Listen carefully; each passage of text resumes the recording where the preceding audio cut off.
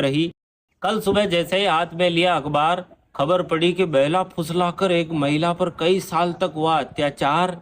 ना चांदी, ना सोना, ना पीतल, ना कांसे में रही एक महिला कई साल तक एक ही व्यक्ति के झांसे में रही। तो मेरे मस्तिष्क में विचार आया और कुछ कहने का मन बनाया कि कई साल तक एक ही व्यक्ति के झांसे में रहना, कई साल तक एक ही व्यक्ति के झांसे में रहना, इतनी एकाग्रता कहाँ से लाई मेरी बहना।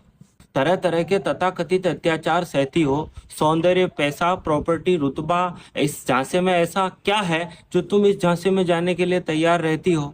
छेड़खानी, अश्लील हरकतें, जोर जबरदस्ती, अत्याचार, मान सम्मान, स्वाभिमान पर प्रहार, ये सब घटनाएं तो समझ में आती है, लेकिन जो औरत पति के बोलने से पहले उसके मन की बात जान जाती है, वो किसी और के बेलाने फुसलाने में सालों तक कैसे रह जाती है।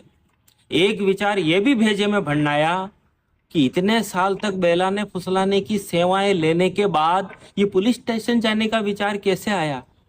अचानक संस्कारों की आंधी आ गई थी या सामने वाले के बेलाने फुसलाने में कमी आ गई थी। यहाँ तो साथ जीने मरने की कस्में खाने के बाद भी प्रेमिका छोड़कर चली जाती है।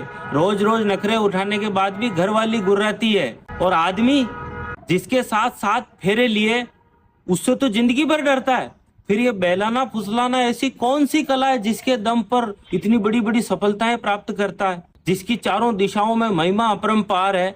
क्या यह बेलाना फुसलाना ब्रह्मोस मिसाइल से भी बड़ा हथियार है? ये बेलाने फुसलाने के विशेषज्ञ कौन है, ये पहले पता चल जाए तो इस देश की राजनीति हिल सकती है और इन बेलाने फुसलाने वालों को देश के बड़े बड़े नेताओं के यहाँ नौकरी मिल सकती है, क्योंकि जो व्यक्ति चुनाव लड़ता है उसी को सबसे ज्यादा बेलाने फुसलाने का काम पड़ता है। बहनों के साथ साथ भाइयों, तुम भी ध्यान दो, प्यार करते करते जाने कब बेलाने फुसलाने का मामला दर्ज हो जाता है और मकान, वाहन, प्लाट से लेकर के बैंक बैलेंस तक किसी और के खाते में मर्ज हो जाता है। किसने बहलाया और किसने फुसलाया, किसने बहलाया और किसने फुसलाया, पुलिस से लेकर वकील तक सब जानते हैं, लेकिन कुछ प्राप्त करने के लिए भी बेला फुसलाकर मामले को लंबा तानते हैं। कई बार पर्दे के पीछे का सच मामूली वाद विवाद होता है और फिर झूठे मुकदमों से न्याय व्यवस्था का समय बर्बाद होता है। दोस्तों, कविता अच्छी लगी हो तो सब तक पहुंचा